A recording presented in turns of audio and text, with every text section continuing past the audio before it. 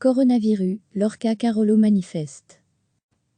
Quelques 300 professionnels du secteur de l'Orca carolorégien se sont réunis ce midi, dans le calme sur la place de la digue de Charleroi. Leur intention est de signaler la grande détresse qui touche les gérants d'établissements, cafés, tavernes, restaurants, depuis des semaines. Une grande banderole barrait la place, avec un slogan « Lorca crève la dalle », qui souligne bien la détresse de ces travailleurs, pour la plupart indépendants.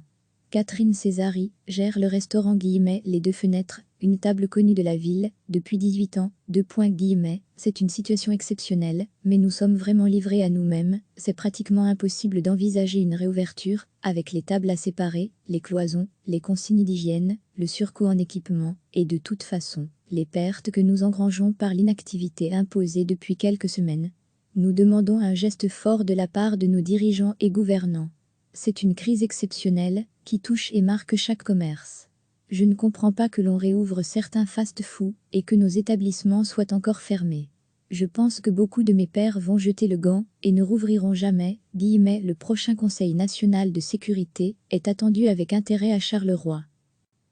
Quelques 300 professionnels du secteur de l'Orca carolorégien se sont réunis ce midi, dans le calme sur la place de la digue de Charleroi.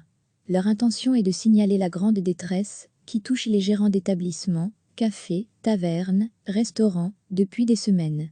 Une grande banderole barrait la place, avec un slogan « Lorca crève la dalle », qui souligne bien la détresse de ces travailleurs, pour la plupart indépendants.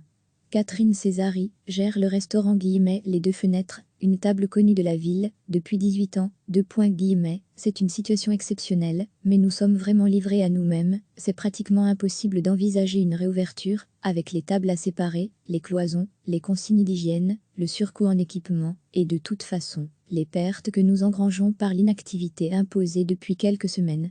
Nous demandons un geste fort de la part de nos dirigeants et gouvernants.